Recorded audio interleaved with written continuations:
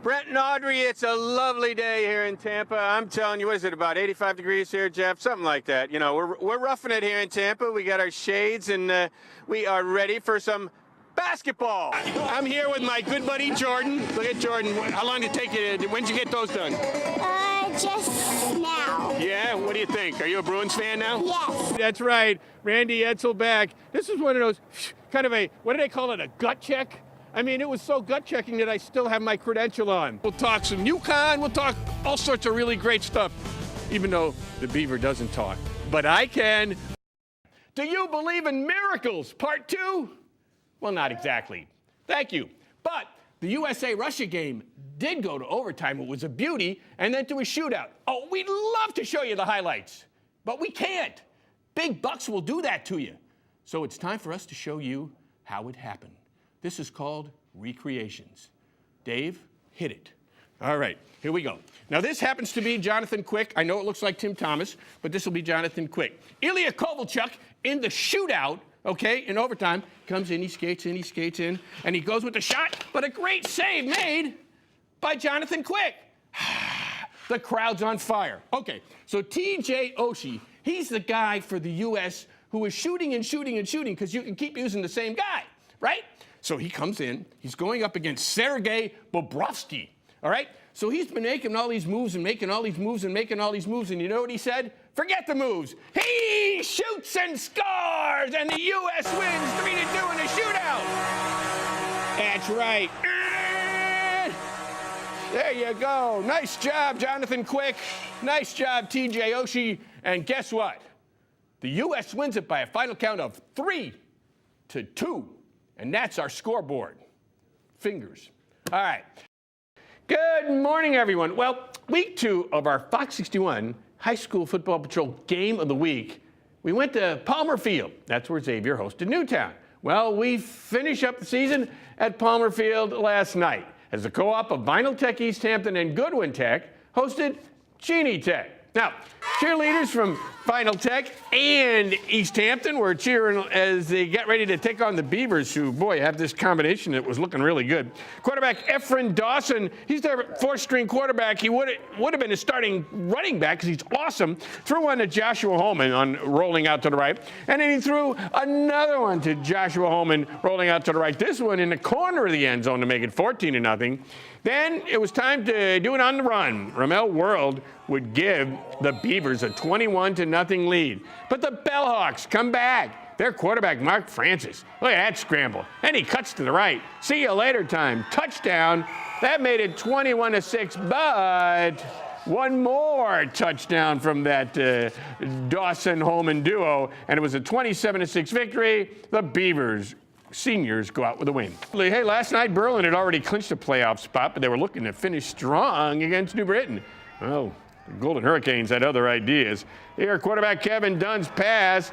It's intercepted by the Golden Hurricanes. Sean Robinson, a junior, takes it 20 yards back with some great moves. They're already up 31-6, and they keep it rolling. There, fine quarterback Jafari Newman on the quarterback keeper, and the Canes lead it by 31. New Britain was not done. Next possession, Tajay Yap, the junior. He's going to break 3 separate tackles. Sees daylight. See you later time. 49-yard touchdown. The Canes would have 43-6. They roll to a 51-6 victory to end the season at 5-5. Senior night for Adam Killingworth as they look to play spoiler against Valley Regional O-line. The Cougars were up to their usual double wing tactics. Fullback Kevin Doherty with the move there on the opening drive. It'll help set up HK on the goal line where quarterback Cody Alex calls his own number 7-0 Cougars. But the Warriors would come back. Michael Kalina, beautiful pass to Jalen Arnhem in the corner of the end zone, and we're tied at 7-7. Then it's Kalina again. This time, the spiral to Ernest Jean-Pierre in stride. Look at that pass. He'll gain 32 yards, and the Warriors are threatening again. 2 plays later, same combination. Kalina and Jean-Pierre. That would put Valley up 14-7.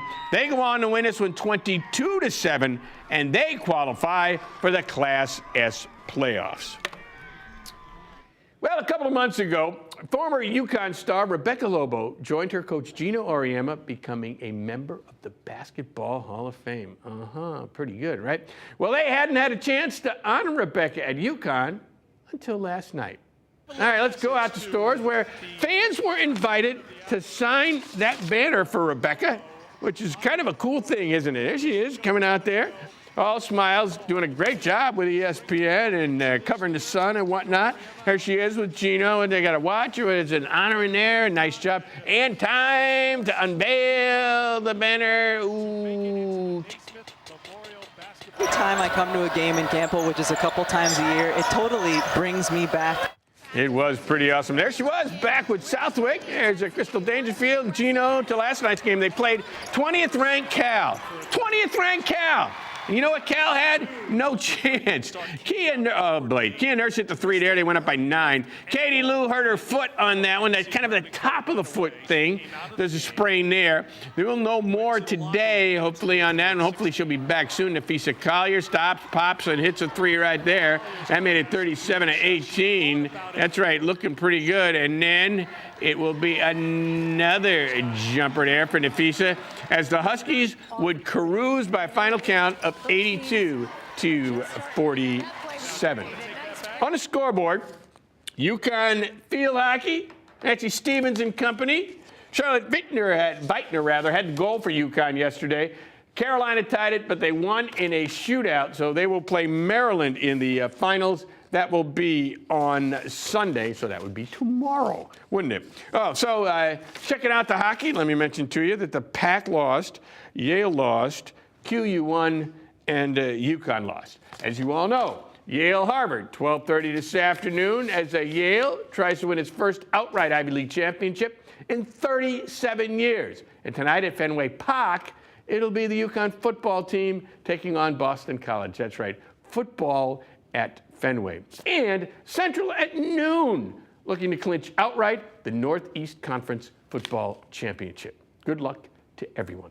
That'll do it in sports. I'm Bob Rumbold. Have a great day, everybody. Finals for the second time. Gino Auriemma has been incredibly successful at UConn. 9 national championships and maybe 10 tonight. But what Gino and his staff may do best is prepare his players for life after college basketball. It's how to be the best you can be all the time, how to work hard all the time. And I know that because of him, I'm able to do those things and completely, just impacted my life in a huge, huge way. My experience at Connecticut, obviously the media was a big part of that, and the exposure that we got, and just being in those different environments and having to talk to people like you and learning that at a younger age, a college age, it really helped me moving forward. And then Coach Auriemma, he's still somebody, to this day that I go to for advice. So many of them have gone into had opportunities in the media because they deal so much with you guys while they're at UConn. Then when they graduate, they figure, hell, I can do that. So. Yeah, they can. Specifically defining the game, it's more of the coach's perspective that you've seen, and as a player, you didn't necessarily see that. You didn't always agree with it. You thought, this guy's crazy, I'm working as hard as I can. But when it's all said and done, you can look back and you see things a lot clearer now, and from the coach's perspective and what he was trying to get out of you. When I came back as a coach, something he said made sense, and he says it different ways, but it's chase perfection, catch excellence. And I'm proud of them.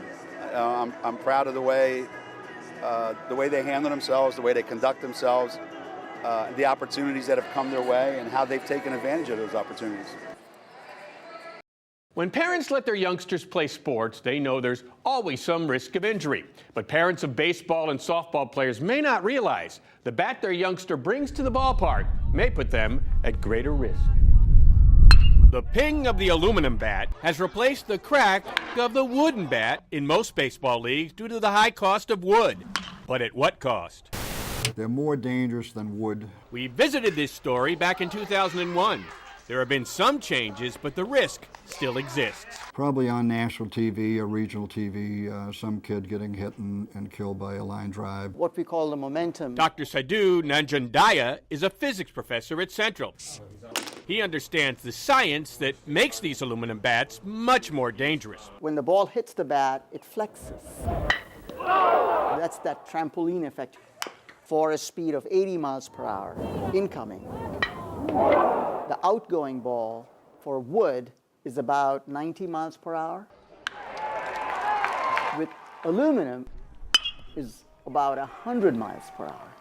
That's the science that takes us to Zach Hoffman from South Windsor. Zach looks like any other 13-year-old having fun at the ballpark. I still have homework to do.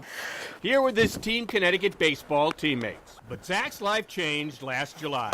Zach, while playing third for South Windsor in the Little League State Finals, took a line drive to his left eye. That actually did hit him. And I could see him drop to his knees and look for the ball and just collapse. And when we got there, he swelled up, and we didn't know how bad it was until we had the MRI. Yes.